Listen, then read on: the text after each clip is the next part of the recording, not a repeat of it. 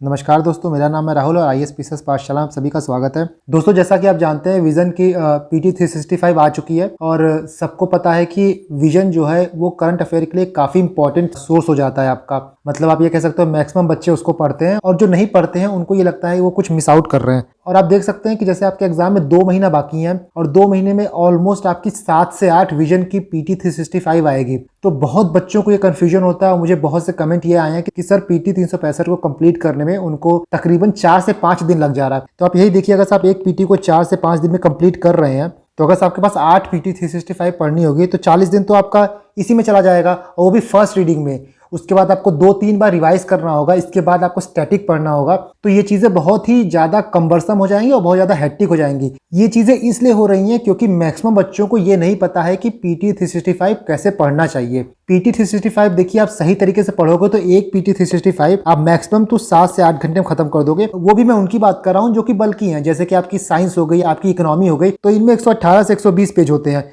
तो आपको ये पढ़ने में ऑलमोस्ट 7 से 8 घंटा लगेगा अगर से मैं जैसे बता रहा हूँ वैसे पढ़ेंगे तो। और इसके बाद जो छोटी PT है, फॉर एग्जांपल कल्चर की या पॉलिटिक्स हो गई, तो उनमें तो मुश्किल से 60-65 पेज होते हैं, तो उसको आप आराम से 4 से 5 घंटे में खत्म कर सकते हैं। तो PT 365 को कैसे पढ़ना है, चीजों को कैसे आइडेंटिफाई करना है, इस वीडियो में हम यही बात करेंगे। और मैं इस वीडियो में आपको लाइव PT 365 पढ़ के दिखाऊंगा और बताऊंगा कि आपको कैसे पढ़नी है, ताकि आप इजिली एक दिन में कम से कम 2 PT 365 पढ़ सकें। तो अभी तक मार्केट में शायद 4 से 5 आ गई है। तो आप ये देख सकते हैं, ये इकोनॉमी की है। तो इकोनॉमी में आप देखेंगे तो आपका ये इंडेक्स है और ऑलमोस्ट आप देख सकते हैं 119 पेज की है ये। तो हम पहला टॉपिक खोलते हैं। तो आप देख सकते हैं पहला टॉपिक है स्टेटस ऑफ गवर्नमेंट फाइनेंस। तो इसमें आपका पहला है स्टेट फाइनेंस। तो देखिए, आपको ये कभी नहीं पूछेगा कि क्यों न्यूज में आए, बट आप बेसिक जानकारी के लिए पहली रीडिंग में पढ़ सकते हैं कि क्यों न्यूज में, ताकि आप प्रीमाइज समझ सकें कि न्यूज किस बारे में है। तो यहाँ दिया है कि RBI ने एक रिपोर्ट रिलीज की, उसका नाम है state finance a study of budget of 2021-22। तो उसका थीम था coping with pandemic a third tier dimension. तो देखिए, ये स्टेट पीसेस हो तो हो सकता है आपको थीम और ये सब पूछे, बट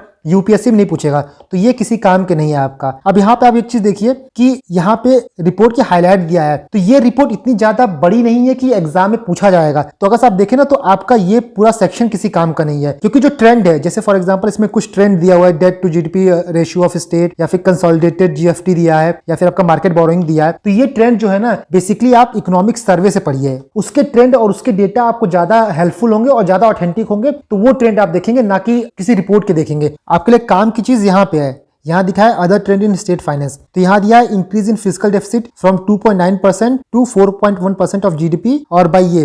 तो देखिए, आपको सिर्फ यहाँ ये जानना है ना कि फिजिकल डेफिसिट में इंक्रीज किया है, ये कितना % इंक्रीज हुआ है, ये एग्जाम में कभी नहीं पूछता है। तो आपको बस जानना है बेसिक कि इंक्रीज हुआ है। उसी तरह आप यहाँ देखिए increase in aggregate public debt, तो आपका एग्रीगेट पब्लिक डेट इंक्रीज हुआ है। तो आपको बेसिक ट्रेंड जानना है, आपको नंबर्स नहीं पढ़ने कि आप नंबर याद करने बैठ गए कि 25.1% है या फिर 17% है। बेसिक आप ट्रेंड जान जाइए and you are good to go. जैसे आपका थर्ड पॉइंट हो गया, state own tax revenue is the largest source of revenue. तो बस आपको इतना ही जानना है, इससे ज्यादा कुछ नहीं जानना है। इसके बाद जैसे आपका ये है सोर्सेज ऑफ स्टेट रेवेन्यू। तो ये जो आपके चार्ट है ना, अगर आप बेसिक इकोनॉमिक्स पढ़े होंगे तो ये चार्ट आप हर जगह पढ़े होंगे कि टैक्स रेवेन्यू होता है, नॉन टैक्स रेवेन्यू होता है, फिर स्टेट का अपना रेवेन्यू होता है, सेंटर उसको टैक्स देती है, टैक्स डिवोल्यूशन फ्रॉम सेंटर। तो बेसिक आपको स्टेट का जो रेवेन्यू का मॉडल होता है वो आपको पता होगा, तो ये आपको देखने की जरूरत नहीं पड़ेगी। इसके बाद क्या है, importance of strong state revenue. तो देखिए, ये मेंस में काम आ सकता है, प्री में ये नहीं पूछेगा और प्री में पूछेगा भी। तो बेसिक आप जान जाएंगे कि भाई स्टेट का रेवेन्यू स्ट्रॉन्ग रहेगा तो उसके क्या पॉजिटिव इंप्लीकेशंस हो सकते हैं। तो ये भी आपको पढ़ने की जरूरत नहीं रहेगी।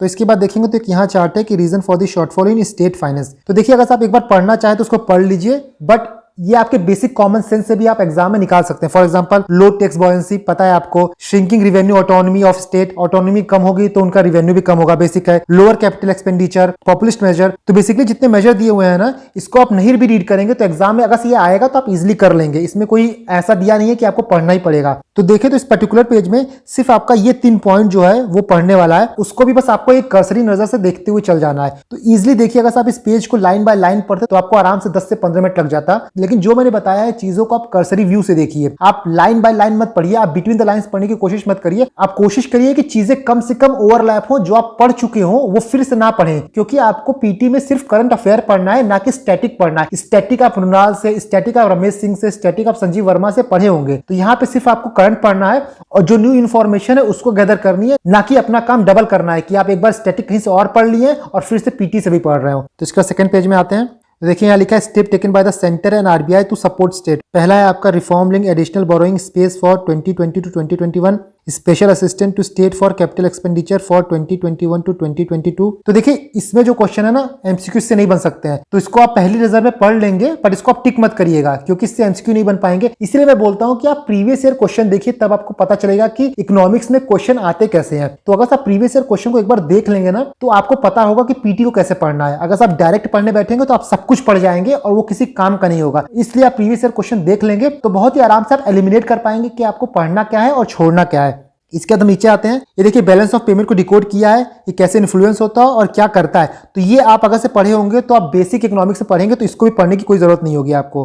तो देखिए पहला आर्टिकल आपका खत्म हो गया, 2 पेज का था, उसमें मात्र 3 से 4 लाइन काम की थी। तो आप इकोनॉमिक्स के और भी चैप्टर्स को इसी तरह पढ़ेंगे जैसा मैंने बताया है कि जो चीज आप पढ़ चुके हैं, जो चीज आपके स्टैटिक में है उसको आप नहीं पढ़ेंगे, आप न्यू इन्फॉर्मेशन को गैदर करेंगे और न्यू इन्फॉर्मेशन को सिर्फ टिक करेंगे। देखिए चीजों को आप कंसाइज रखेंगे, चीजों को छोटा रखेंगे, तभी आप चीजों को बार बार रिवाइज कर पाएंगे और चीजें बार बार रिटेन हो पाएंगी। आप एक इन्फॉर्मेशन अगर से 2-3 जगह से पढ़ोगे तो आपको चीजें याद नहीं रहेंगी, क्योंकि इस चीज का बहुत इंफ्लुएंस होता है एग्जाम में। जब आप एग्जाम में कोई चीज याद करने की कोशिश करते हो ना, तो आप ऐसा सोचते हो कि यार ये 2nd पेज के 3rd लाइन में लिखा था। तो ये सब चीजें आपकी पिक्टोरियल मेमोरी आपके दिमाग में रहती हैं, काम करती हैं। इसलिए आप चीजों को रिपीट मत करिए, अपना चीजों को ओवरबर्डन मत करिए। जो चीज आप एक बार पढ़ चुके हैं स्टैटिक चीजें, उसको आप स्टैटिक से ही पढ़ेंगे और पीटी से सिर्फ आप करंट निकालेंगे। जैसा एक एग्जांपल मैं इससे और आपको दिखा देता हूं कि यहाँ पे गवर्नमेंट सिक्योरिटीज के बारे में बात की गई है। ठीक है, तो पहला लाइन आपका यह है कि न्यूज में क्यों है। तो यहाँ पे है कि आरबीआई ने अलाउ किया कि स्मॉल रिटेल इन्वेस्टर जो हैं वो गवर्नमेंट सिक्योरिटीज में इन्वेस्ट कर सकते हैं। तो ये लाइन आपकी इंपॉर्टेंट हो गई क्योंकि ये क्वेश्चन आ सकता है स्टेटमेंट के तौर पे कि स्मॉल रिटेल इन्वेस्टर जो है वो गवर्नमेंट सिक्योरिटीज में इन्वेस्ट कर सकते हैं कि नहीं। तो ये लाइन आप टिक कर देंगे। इसके बाद लिखा है about government securities and guild account. तो अगर आप बेसिक इकोनॉमिक्स पढ़े होंगे तो आप ये सब कुछ जानते होंगे कि गवर्नमेंट सिक्योरिटीज क्या होता है,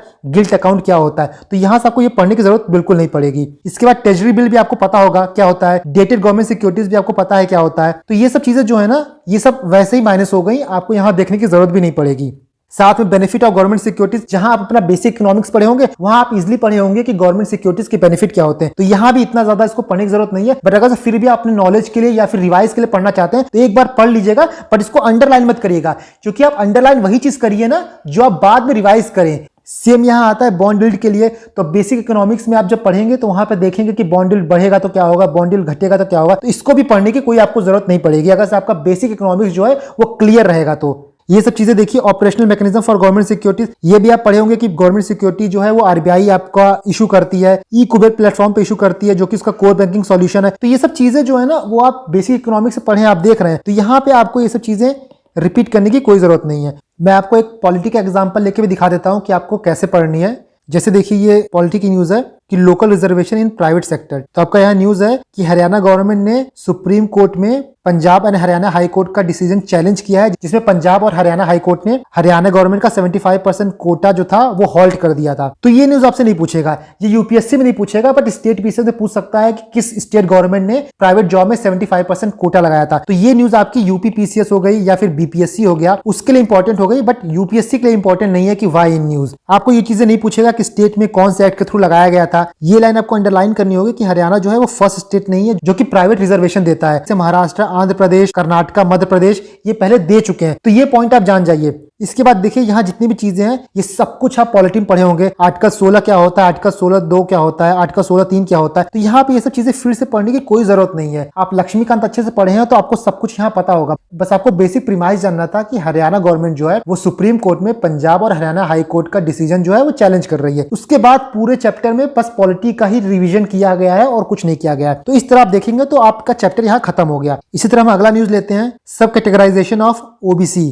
तो ये क्यों न्यूज में है, यूनियन कैबिनेट जो है वो जस्टिस रोहिणी कमीशन को 6 मंथ का एक्सटेंशन दे दी है। तो आपको यहां जानना ये होगा कि जस्टिस रोहिणी कमीशन जो है वो सब कैटेगराइजेशन ऑफ ओबीसी से रिलेटेड है, जो कि कभी मैच द फॉलोइंग में या स्टेटमेंट में दे सकता है। तो ये आपका एक लाइन हो गया जो आपको जानना है। इसके बाद जब आप नीचे आएंगे तो आपको थोड़ा बेसिक चीज पता होना चाहिए, बेसिक क्रोनोलॉजी पता होना चाहिए कि ओबीसी रिजर्वेशन कैसे चला, 1953 में क्या हुआ, 79 में क्या हुआ, 92 में क्या हुआ, और ये आपको देखना है जैसे इंदिरा साहनी जजमेंट हो गया। तो अगर आप पॉलिटी पढ़े होंगे तो ये सब चीजें भी वहां पढ़े होंगे, आपको यहाँ भी पढ़ने की जरूरत नहीं पड़ेगी। बस एक बार आप रिवाइज कर लीजिए देख के, बट यहाँ टिक विक मत करिए क्योंकि पॉलिटी में काफी अच्छे से बताया गया है कि क्या क्रोनोलॉजी थी रिजर्वेशन देने की। इसके बाद आप देखना है जैसे यहाँ पे आर्टिकल 340 आपको पता होना चाहिए क्या होता है। यहाँ आपका क्रीमी लेयर को समझाया है। आपने अगर से लक्ष्मीकांत पढ़ा होगा तो उसमें क्रीमी लेयर को समझा दिया है पहले कि कौन क्रीमी लेयर में आता है और कौन क्रीमी लेयर में नहीं आता, तो यहाँ भी आपको ये भी देखने की जरूरत नहीं पड़ेगी। इसके बाद आपका national commission for backward classes के बारे में बात किया गया है, ये भी लक्ष्मीकांत में दिया है, यहाँ भी आपको ये देखने की जरूरत नहीं पड़ेगी। तो देख रहे चीजें कितनी स्मूथली फ्लो कर रही है। आपको बस बेसिक इतना जानना था कि जस्टिस रोहिणी कमीशन वो सब कैटेगराइजेशन ऑफ ओबीसी से रिलेटेड है। इसके बाद इसमें जो कुछ भी दिया है वो लक्ष्मीकांत का ही रेप्लिकेशन है, तो आप लक्ष्मीकांत में पढ़ चुके हैं तो यहाँ पे वो चीज रिपीट मत करिएगा। तो आई होप आपको इससे थोड़ा आइडिया मिल गया होगा कि आपको पीटी 365 एग्जाम के लिए कैसे पढ़नी है। मैं फिर रिपीट कर देता हूँ, 2-3 पॉइंट आपको ध्यान रखना है। पहला यह कि आपको लाइन बाय लाइन चीजें नहीं पढ़नी है, आपको बिटवीन द लाइंस नहीं पढ़ना है। आपको जो चीजें न्यू है उस चीज को अंडरलाइन करना है ताकि रिवीजन में वो चीज ही आप पढ़ें, और जो चीज आप पढ़ चुके हैं अपने स्टैटिक में, चाहे इकोनॉमिक्स का हो गया, पॉलिटी का हो गया, कल्चर का हो गया, जो आप अपने स्टैटिक की तैयारी कर चुके हैं उस चीज को फिर से यहाँ पे नहीं पढ़ेंगे। तो दोस्तों मैं आशा करता हूँ कि ये वीडियो आपके लिए थोड़ी हेल्पफुल होगी,